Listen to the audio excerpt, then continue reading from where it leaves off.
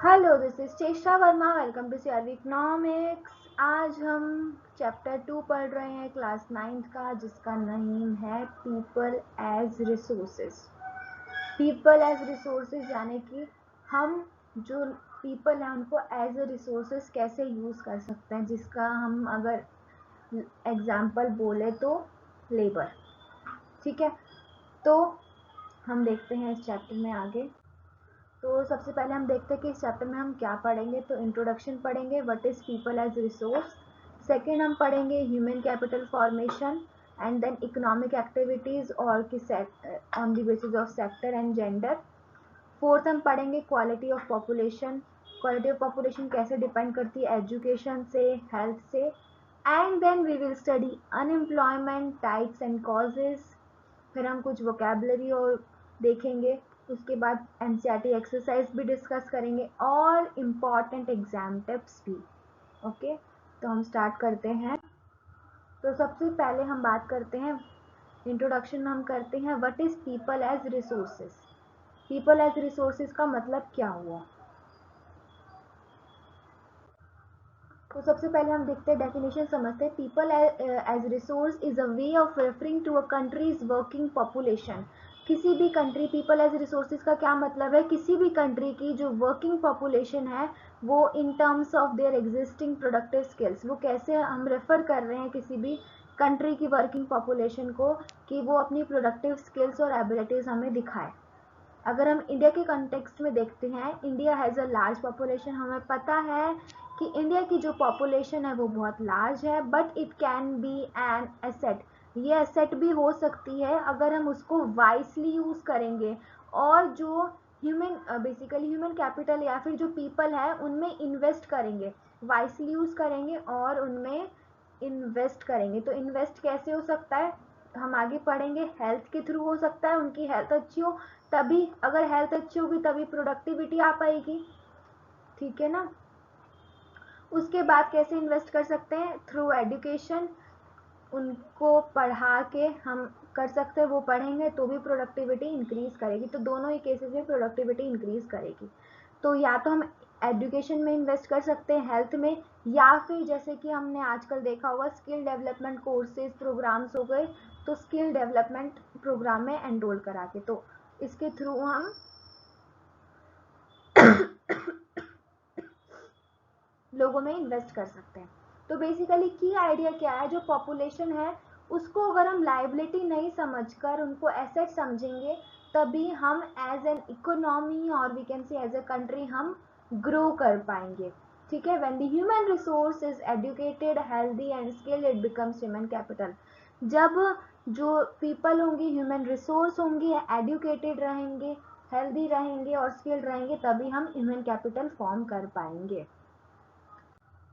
उसके बाद नेक्स्ट हम बात करते हैं ह्यूमन कैपिटल फॉर्मेशन की। हमने देखा अभी कि ह्यूमन कैपिटल कैसे बनती हैं। हमें क्या चाहिए, हेल्थ चाहिए, एजुकेशन चाहिए एंड स्किल चाहिए। हमारे पास स्किल आनी चाहिए, अगर स्किल नहीं आती हमें तो हम कुछ नहीं कर सकते। तो हमें स्किल इज, आज के टाइम में स्किल बहुत इंपॉर्टेंट है।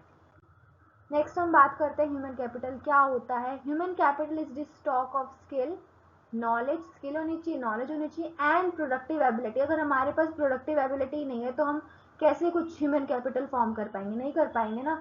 Embodied in person through investment in education, training and health.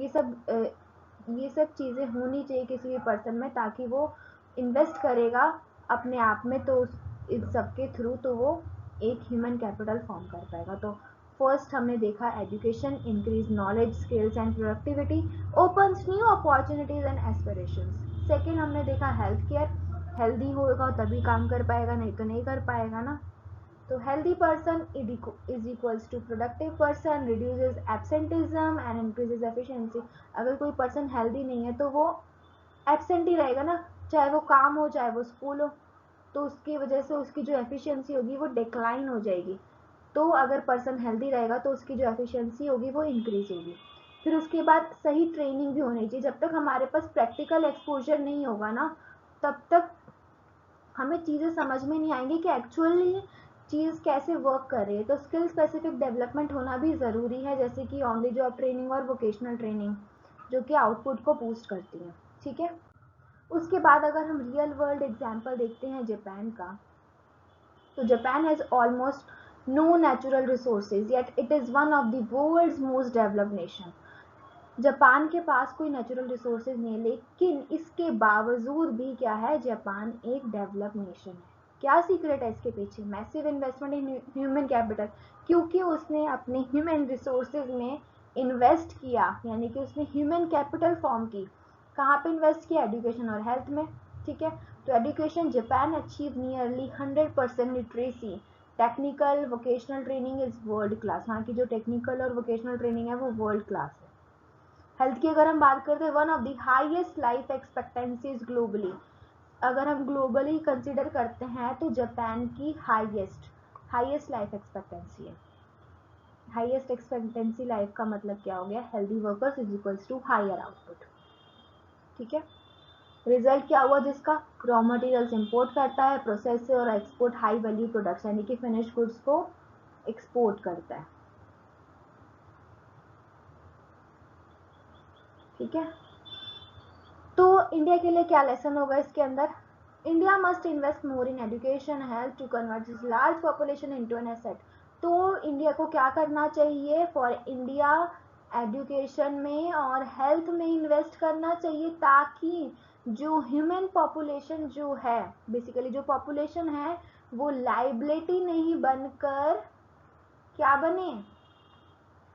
Asset में कन्वर्ट हो। वो कैसे होगा?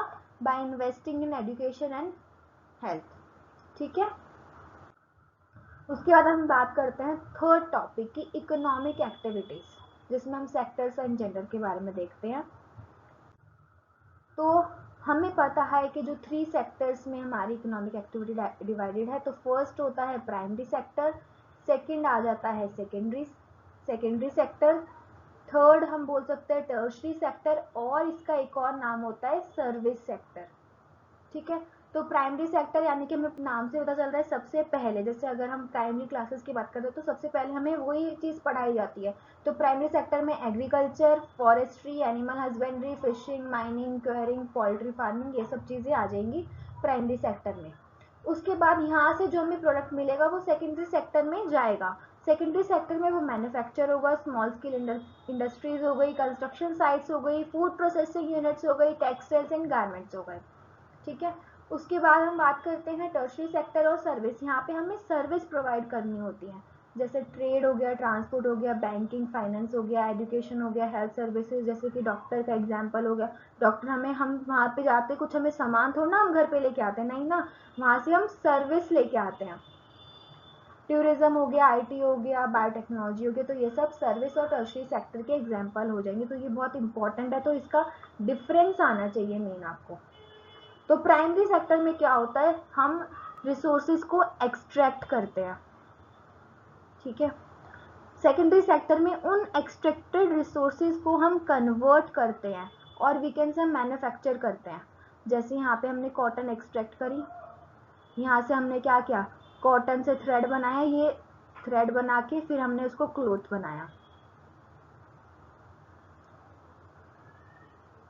ऐसे करके होगा, फिर वो क्लोथ होगा, वो अलग अलग मार्केट प्लेसेस में जाएगा। ठीक है, तो यहाँ से सर्विस दे रहे, ट्रांसपोर्टेशन सर्विसेज यहाँ पे इसके अंदर आएगी, तो क्लोथ यहाँ पे ट्रांसपोर्ट होगा। तो ये था 3 सेक्टर्स ऑफ इकोनॉमिक एक्टिविटीज। उसके बाद हम बात करते हैं market versus non market activities. तो मार्केट और नॉन मार्केट एक्टिविटीज क्या होती हैं? जिसमें पे करना पड़ेगा और प्रॉफिट होगा, मार्केट एक्टिविटीज होंगी। ठीक है, जैसे कि हम बात करते हैं डॉक्टर ट्रीटिंग पेशेंट्स, अगर डॉक्टर पेशेंट को ट्रीट करा तो वो फीस चार्ज करेगा। टीचर जो स्कूल में पढ़ाएगी वो भी फीस चार्ज करेगी। तो इसको मार्केट एक्टिविटीज और इकोनॉमिक एक्टिविटीज भी बोल सकते हैं हम, जिसमें मनी का इन्वॉल्वमेंट होता है। ठीक है, factory worker, manufacturing goods, software engineer, coding and app included, ये सब क्या होगा? हमारी नेशनल इनकम में इंक्लूड होगा। Anything which is included in our national income, वो क्या होगा? इकोनॉमिक एक्टिविटी होगी। और इकोनॉमिक एक्टिविटी को अगर हमें लिखना है एज ए डेफिनेशन, तो हम लिखेंगे anything which can be measure in terms of money. ठीक है, उसके बाद नॉन मार्केट एक्टिविटीज़ की अगर हम बात करते हैं कि हम सेल्फ कंजप्शन के लिए प्रोड्यूस करें। अगर मम्मी घर में खाना बना रही है तो वो हमसे पैसे थोड़ी ले रही हैं, नहीं ले रही ना। अगर कोई मदर अपने बच्चे को पढ़ा रही है तो क्या वो उसकी फीस चार्ज कर रही है? नहीं। तो ये सब क्या हो जाएगी? नॉन मार्केट एक्टिविटीज, और we can say non economic activities. ठीक है, farmer growing crops for own use, खुद के लिए अपने फार्मर जो है वो क्रॉप्स उगा रहा है, तो हम खुद के लिए कुछ भी काम कर रहे हैं तो वो नॉन मार्केटेबल एक्टिविटीज यानी कि नॉन इकोनॉमिक एक्टिविटीज, क्योंकि वहाँ पे मनी का इन्वॉल्वमेंट नहीं है। नॉट ये नेशनल इनकम में काउंट नहीं होगा। ठीक है, women's unpaid domestic work is under value, जैसे कि ये तो हम आज तक देखते ही आए हैं कि जो वुमेन जो डोमेस्टिक वर्क करती है वो अनपेड होता है, हम उसको कहाँ कंसीडर करते हैं। तो ये समझ में आया डिफरेंस इकोनॉमिक और नॉन इकोनॉमिक एक्टिविटी में। उसके बाद अगर हम बात करते हैं gender and economic activities, there was always a division of labour between man and women in India. हमने देखा है ये कि इंडिया में लेबर में हमेशा से डिवीजन होता है मैन और women on the basis of gender. तो man paid for their services, man अपनी सर्विसेज के लिए पेड किए जाते हैं, जबकि वुमेन को इतना पे नहीं मिलता जो भी वो डोमेस्टिक वर्क करती है। उनकी जो सैलरी या वेजेस है वो जीडीपी में दिखाई जाती हैं, जबकि उनकी नहीं दिखाई जाती, क्योंकि वो क्या है, पेड ही नहीं है, तो कहाँ से दिखाई जाएगी, राइट। इनकी जॉब सिक्योरिटी ज़्यादा होती है एज कम्पेयर टू वुमेन, क्योंकि वुमेन की फिर बहुत सारी और भी चीज़ें होती है कि उनको हाउस का काम देखना है, फिर मैरिज हो गई, तो ये सब जो चीज़ें हैं ये वुमेन की जो वर्क है उसको बेसिकली वो अंडर रिप्रेजेंटेटेड है, उनका जो वर्क है। लो एजुकेशन, वुमेन की एजुकेशन पे इतना फोकस नहीं करा जाता जितना कि मेन की एजुकेशन पे या फिर मेल की एजुकेशन पे किया जाता है। इनफॉर्मल सेक्टर, इनफॉर्मल सेक्टर में मैटरनिटी लीव नहीं होती, कोई चाइल्ड केयर नहीं होता, कोई सोशल सिक्योरिटी नहीं होती, इरेगुलर इनकम होती है। हाई एजुकेशन की अगर हम बात करते हैं, women with high skill formation are paid at par with man. मतलब हाई एजुकेशन में भी बेसिकली मैन से उनका कंपैरिजन किया जाता है, फिर उसके अकॉर्डिंगली उनको पे मिलती है, कहीं कहीं तो कम भी पे मिलती है। तो हमारा की मैसेज क्या हुआ, अगर हम वुमेन्स की एजुकेशन में इन्वेस्ट करेंगे तो हमारी जो नेशन की प्रोडक्टिविटी है वो इंक्रीज होगी। हालांकि सिचुएशन कुछ बेटर हुई है पहले से, बट हम ये नहीं कह सकते कि ख़त्म ही हो गई है, ख़त्म नहीं हुई है, वीकेंड से बेटर हो गई है। ठीक है, क्योंकि ये जो सिस्टम चला हुआ आ रहा है इतने सालों से, उसको ख़त्म करना डिफ़िकल्ट टास्क है। ठीक है, उसके बाद सेक्शन 4 में हम बात करेंगे क्वालिटी ऑफ पॉपुलेशन की एजुकेशन में, तो वो हम नेक्स्ट क्लास में करेंगे। Share with your friends, thank you and subscribe to my channel.